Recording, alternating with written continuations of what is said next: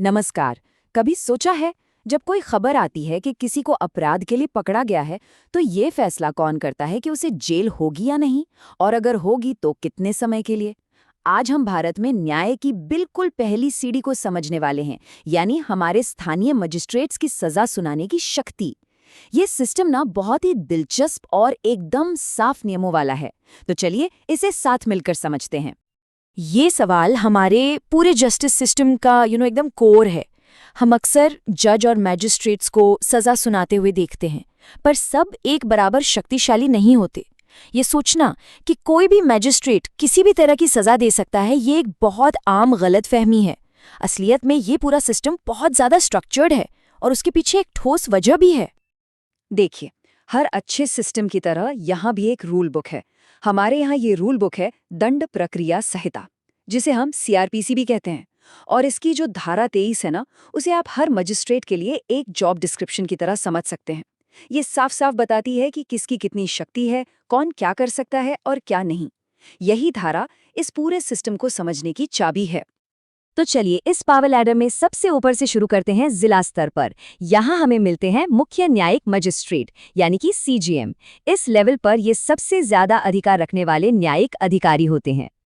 तो एक सीजीएम की शक्तियां काफी ज्यादा होती हैं। वो गंभीर अपराधों के लिए 7 साल तक की जेल की सजा दे सकते हैं, जो कि एक लंबा समय है।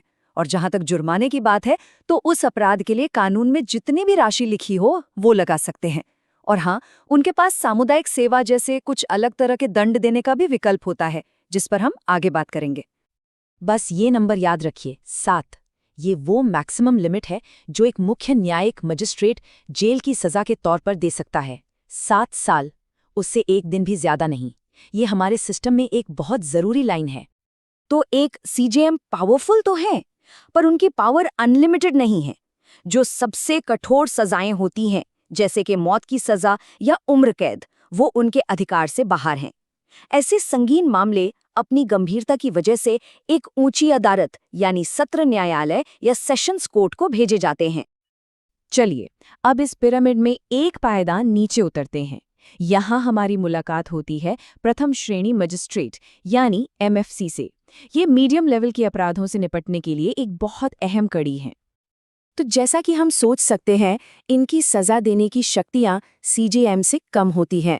एक एमएफसी ज्यादा से ज्यादा 3 साल की जेल की सजा और 50,000 रुपए तक का जुर्माना लगा सकता है। और हाँ, सीजेएम की ही तरह इनके पास भी सामुदायिक सेवा का आदेश देने का विकल्प मौजूद होता है। तो अगर सीजेएम के लिए वो जादुई नंबर 7 था, तो एमएफसी के लिए वो नंबर है 3।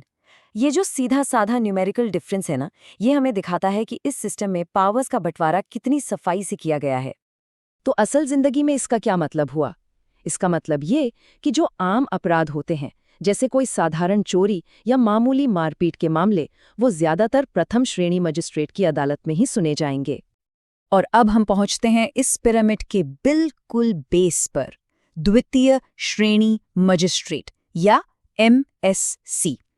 ये वो मजिस्ट्रेट हैं जो सबसे आम और कम गंभीर मामलों को देखते हैं। एक तरह से ये हमारी न्याय प्रणाली की नींव हैं। इन तीनों में इनकी शक्तियां सबसे कम है। एक एमएससी ज्यादा से ज्यादा 1 साल की जेल और 10,000 रुपए तक का जुर्माना लगा सकता है। और हाँ, इनके पास भी एक विकल्प के तौर पर सामुदायिक सेवा का प्रावधान तो है ही। 7, 3 और अब 1। ये पैटर्न अब तक बिल्कुल साफ हो गया होगा और यही इस पूरे सिस्टम को परिभाषित करता है। एक द्वितीय श्रेणी मजिस्ट्रेट के लिए जेल की ऊपरी सीमा सिर्फ 1 साल है। अच्छा, तो जेल और जुर्माने से हटकर सभी मैजिस्ट्रेटों के पास एक मॉडर्न टूल भी है, और वो है सामुदायिक सेवा। ये सिर्फ एक सजा नहीं है, बल्कि सुधार का एक जरिया भी है। चलिए देखते हैं कि इसमें असल में होता क्या है। बिल्कुल सीधे सीधे शब्दों में कहें तो सामुदायिक सेवा का मतलब ये है कि किसी को जेल भेजने के बजाय अदालत उसे बिना किसी सैलरी के ऐसा काम करने का आदेश देती है जिससे सीधे सीधे समाज को फायदा हो। और ये सिर्फ कोई थ्योरी नहीं है।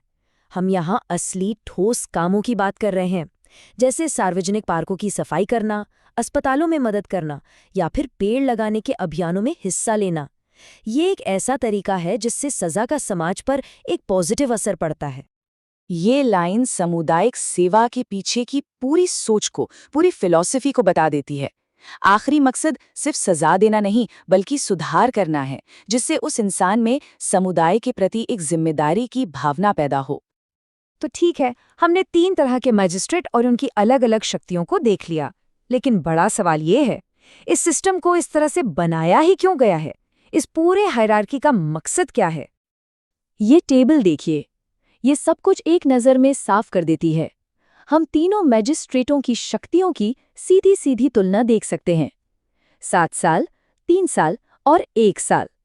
इस पूरे सिस्टम को याद रखने का ये सबसे आसान तरीका है। इस सिस्टम के पीछे का लॉजिक ना बहुत क्लियर और एफिशिएंट है।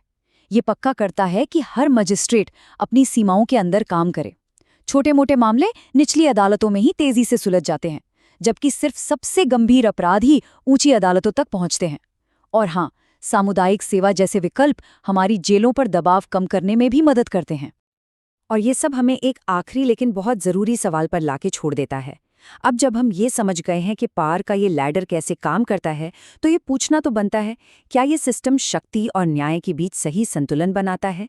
क्या ये ताकत के गलत इस्तेमाल को रोकता है और सभी के लिए निष्पक्षता सुनिश्चित करता है? ये एक सोचने वाली बात है।